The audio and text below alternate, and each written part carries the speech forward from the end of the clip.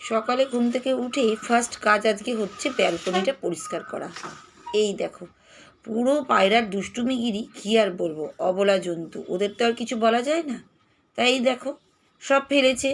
তা আমি আবার চিন্তা করে করেই সব কাজ করছি যে বাপরে বাপ, একদম পরিষ্কার পরিচ্ছন্ন করেই নিই, নাহলে তো মুশকিল। একবারে নোংরা পিছনের দিকে থাকে তো বুঝতে অতটা পারা যায় না, জানো তো। তা সেই জন্যই একদম আমি তাড়াতাড়ি করে ঝাঁঝাটা কিন্তু দিতে লেগেই গেছি। এই দিকে একদম ঝটঝট ঝটঝট করে আমি কিন্তু একদম পরিষ্কার করে নিচ্ছি একদম ব্যালকনির চারিদিকটা, যাতে এই মাটি যেগুলো অন্য কোনো নোংরাই নেই, আমার টবেরই যেসব মাটি টাটি থাকে সেইগুলোই কিন্তু ফেলেছে, আর সেগুলোই কিন্তু আমি একবারে ঝাড়ঝাটা দিয়ে তুলে নিচ্ছি। তা বন্ধুরা, welcome back to my channel Soma lifestyle 2122। তোমরা সবাই একটা করে স্বাগত জানিয়ে একটা নতুন ব্লগ শুরু করে দিলাম। তা তোমাদের কিন্তু আমি একটা বলছি কথাটা যে আমার ভিডিওগুলো কিন্তু তোমরা পুরোপুরি দেখছো কি না আমি জানি না, কিন্তু যে কজনও দেখছো তাদের জন্য কিন্তু অনেক অনেক ধন্যবাদ, কারণ তোমরা এত সুন্দরভাবে কমেন্ট করছো, খুবই ভালো লাগছে আমার। তা যে প্রথমেই কমেন্টের কথা বলেই দিলাম, কিন্তু এখন আর বলবো না, কাজটা শেষ করি। এই দেখো, কাজটা না এতটাই কাজ, ঝিল্লি ধরনের কাজ বলতেই পারো। সকালবেলা উঠে না, ছোট ঘর বাড়ি বুঝতেই পারছো তো, তারপরে যদি এদিক ওদিক করে পরিষ্কার করতে হয়, তাতে তার অবস্থা কী হয় বলো। ছাদে গাছ লাগালে এতটা চাপ পড়ে না, কিন্তু ব্যালকনিতে তো, ব্যালকনিগুলো বুঝতেই পারছো, ফ্ল্যাটের ব্যালকনি অতিরিক্ত বড় হয় না। এমনকি এখন অনেক বাড়িগুলোও তাই ছোট ছোট ব্যালকনি রাখে ঘরগুলো বড় করার জন্য। কিন্তু আমার ব্যালকনিটা চলা যাবে, মানে একটা চেয়ার রেখে বসা যায়, এটা একটা সুবিধা। কিন্তু কি বলতো, ওই আমার পায়ে লেগেছে, একটু পায়ের প্রবলেম হচ্ছে বলে একটু ভেবে ভেবে চলাচল করছি, জানো তো। তো ওইদিকে কাজটা করে নিয়েছি, সোপা টোপা একদম ঝটপট ঝটপট করে পরিষ্কার কিন্তু আমি করেই নিচ্ছি। আর এই দেখো, বারুন নিয়ে এদিকে চলে এসেছে, ওইদিকে তো ঝাড়ঝাটা দিচ্ছিলাম, ঝাড়ঝাটা দিতে দিতে এই ঘরে চলে এসেছি। তা একটু একটু করে কাজগুলো কিন্তু শুরু করেই দিচ্ছি আমি। কাজ তো করতেই হবে, প্রতিদিনের মতন সকাল থেকে শুরু হয়েই যায়, আর সকালবেলাতেই আমি ভিডিওটা ভালো করে করি। আর এই দেখো, ছাদে চলে এসেছি, ছাদে কিন্তু কাপড় জামা মেলতে, আর দেখেছো, কেউ বলবে সকালবেলা, অনেকটাই সকাল, কিন্তু এতটাই রোদ্দুর দেখতে পাচ্ছ তো, আমি পুরো টাওয়াল মাথায় দিয়ে একদম ছাদে কিন্তু কাপড় জামাগুলো মেলছি। মানে গরমকাল এমনই আসছে যে কি বলবো। এখনও কিন্তু এপ্রিল মাস, কে বলবে বলো তো মে মাসের মতন রোদ গরম। আগেকার দিনে সবাই বলতো মে মাসেই যেন একটা গরম আলাদা হয়, কিন্তু এখন দেখছি মার্চ মাস থেকেই শুরু হয়ে গেছে তুলকালাম গরম আর রোদের তাত। এই দেখো, এবার চলে এসেছে নিচে। আমার মাছগুলোকে দেখেছো কীরকম লাফাচ্ছে, যে কাছ থেকে তোমাদেরকে দেখালাম। এই দেখো, একটুখানি খাবার দিয়ে ওদের, সারাদিনে না একটুখানি খাবার খাই গো বেচারারা, সেই জন্যই না লাফাই গো। কিছু করার নেই, আমার আমার কাজ, আমার ডিউটি ওদেরকে ভালোবাসা, আর ওরা আমাকে ভালোবাসে, এটাই যা। আর এই দেখো, আমি কিন্তু এখন চলে এসেছি ব্যালকনিতে আবার আমার গাছগুলো দেখে দেখে চা খেতে। প্রতিদিনই তো ঘরে খাই, তা আজকে ভাবছি ব্যালকনিতে বসে বসে খাবো, একটু আবহাওয়া বাইরে দেখবো। ভালো লাগে সকাল টাইমটা, না একটু ভালো লাগে, মনটা ভালো লাগে, বাইরের ওয়েদারটা না দারুণ সুন্দর থাকে। এ দেখো, পায়রা দেখেছো তো, আমাকে দেখেছে বলে পালিয়ে গেছে। সারাদিন যে কতবার আসে আমার ব্যালকনিতে পায়রাগুলো, তোমাদের বলার আর নেই। সারা দিন আমার ব্যালকনিতে চলে আসছে পায়রাগুলো। পায়রাগুলো আসে, পায়রাগুলো না আসলেও মনটা খারাপ করে, কারণ ওদের প্রতি আমারও কিন্তু একটা ভালোবাসা। যদি না আসে আবার তাও বাড়িতে বলি, পায়রা আজকে আসেনি, পায়রা আসেনি, এরকমই। এই দেখো, ওইদিকে কিন্তু ভাতটা চাপিয়ে দিয়েছি, কাজ কাম কিন্তু চলছে একটু একটু করে। আর এই জল ফিল্টার করতে দেবো, এই জলটা তো বাবু রান্নাবান্নার জন্যই লাগে। তা এই দেখো, আমি কিন্তু ফটাফট ফটাফট করে রান্নাবান্নার জন্য কিন্তু জলটা চাপিয়ে দিচ্ছি। মানে চাপিয়ে দিচ্ছি না, রান্না নয় এটা, কিন্তু এটা ফিল্টার হওয়ার জন্য ওই মেশিনের মধ্যে, মানে ট্যাপ কলের মধ্যে পাইপটা লাগিয়ে দিলাম, ফটাফট হয়ে যাবে। নাহলে আগে না ঢালতাম, ওই ঢালা ভীষণ চাপের ব্যাপার, সেই জন্য আমি এরকম করি, পাইপ লাগিয়ে দিই, নিজে নিজে হয়, আর ওদিকে আমি কাজগুলো কিন্তু করতে পারি। আর দেখেছো, ফিল্টার দিয়েছি সাদা জল, মানে নিচেরটা থিতিয়ে যাবে একটু পরেই। তো এইভাবেই কিন্তু আমি করি, রান্নাবান্নার যাতে সুবিধা হয়। তা তোমরা অনেকজনের সুন্দর সুন্দর কমেন্ট করছো, তার জন্য তোমাদেরকে সবার আগে ধন্যবাদ। তোমরা এত সুন্দর কমেন্টটা করেছো, তার জন্য।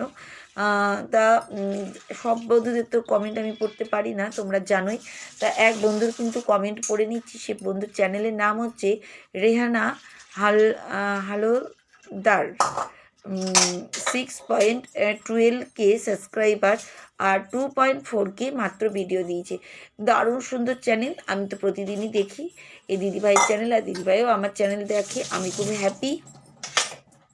তাই তোমাদেরকেও আমি কিন্তু বলে দিচ্ছি, তোমরা কিন্তু একবার করে দেখবে, একবার করে ভিজিট করবে, দেখবে ভালো লাগবে। যে কোনো ভিডিও দেখলে না শিক্ষা পাওয়া যায়, এটা হচ্ছে একটা বড় জিনিস।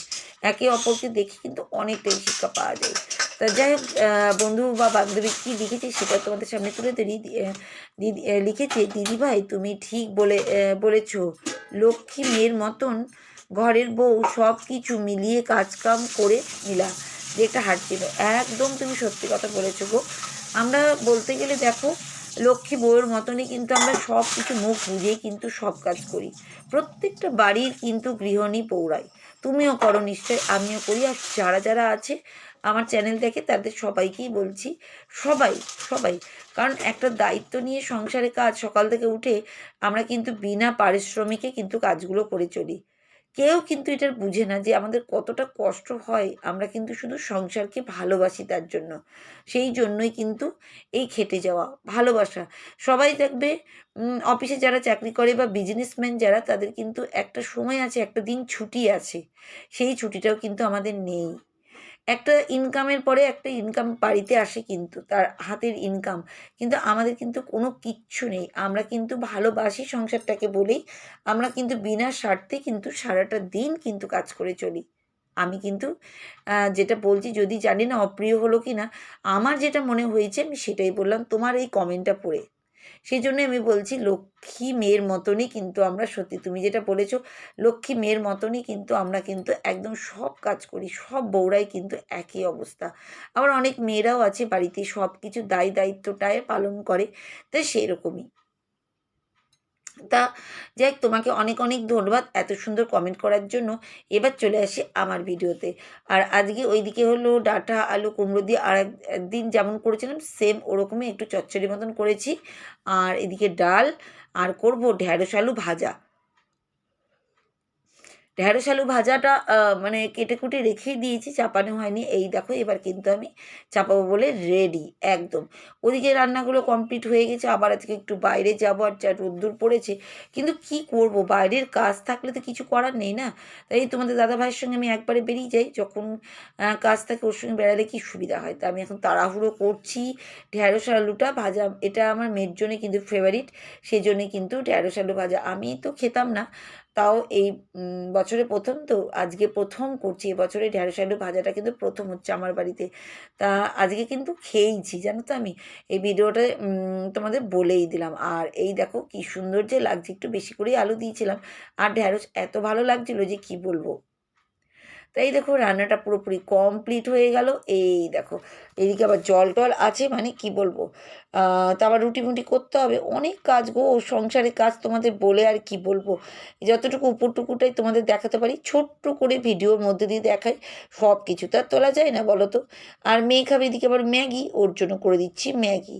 তাড়াতাড়ি করে ওর ম্যাগি হচ্ছে, আর আমরা কিন্তু তাড়াতাড়ি করে রান্নাবান্না কাজকাম করছি। আমি বেড়াতে যেতে হবে বাইরে, আমার কাজ আছে। কী আর বলবো তোমাদেরকে, প্রচুর কাজ গো। তা চটপট চটপট করে ওর জন্য কিন্তু আমি ম্যাগিটা করছি। ম্যাগিটা করলাম, তারপরে আমার গাছগুলোতে জল দিতে হবে। বললাম না, সংসারে যতটা পারা যায় আমি কিন্তু কাজটা কিন্তু করার চেষ্টাই করি। আমার গাছগুলোকে, যেগুলো ঘরের ভিতরে থাকি, ইনডোর প্ল্যান্ট, সবসময় দিই না, একটু একটু করে গাছগুলোতে জল দিই, খুবই সামান্য জল। আর ওরা কিন্তু রোদেও আরাম পায়, আর একটু করে জল পেলে খুব খুশি হয় গাছগুলো, জানো তো। তা এই দেখো, জল টল দিয়ে স্নান টান করে নিয়েছি, আর আমি কিন্তু বেরিয়ে পড়ছি তোমাদের দাদাভাইয়ের সঙ্গে। তাড়াহুড়ো তাড়াহুড়ো করে বেরিয়ে পড়ছি। এত রোদ্দুর দেখো, পুরো রোদ্দুরে মাথা মুখ ঢেকে কিন্তু আমি কিন্তু বেরিয়ে পড়েছি। যা রোদ্দুর, এরম করে না ডাকলে কিন্তু শান্তি নেই। তোমরা ভাববে যে কেমন লাগছে আমাকে। যাই হোক, লাগলেও আমার কিছু করার নেই। আমার যা রোদ লাগছিল, আরাম পেয়েছি না সেদিন। আর সাদা ওড়না, মানে এত আরাম। আর বাইরের গাছগুলো দেখো কি সুন্দর যে লাগছিল। আমি আরেকদিন এখানকার ভিডিও তুলবো, গাছেরই জাস্ট ভিডিও তুলবো, তোমাদের দেখাবো। এত সুন্দর যে এই জায়গাটা না, গাছগুলো আমি হট করে এভাবে তুলতে তুলতে দেখছি এই গাছটা এত সুন্দর লাগছে। আর সামনে আসছে ভিড়, দেখেছো ওখানে দাঁড়াও, ভিড় আছে, তোমাদের আর দেখাচ্ছি না। এই দেখো ওখানে প্রচুর ভিড়। যাই হোক, এই দেখো দেখেছো, তা যাই হোক আমাকে নামিয়ে দিয়ে ও চলে গেছিলো, আমি কিছুটা কাজ টাজ করে নিয়েছি। তারপর আসার সময় একটু পেয়ারা টেয়ারা দেখলাম, তো পেয়ারাগুলো নিয়ে আসলাম। এই দেখো, তো আজকের মতন কিন্তু আমি পালাতে যাচ্ছি। এই দেখো, তোমরা ভালো থেকো, সুস্থ থেকো, তো টাটা।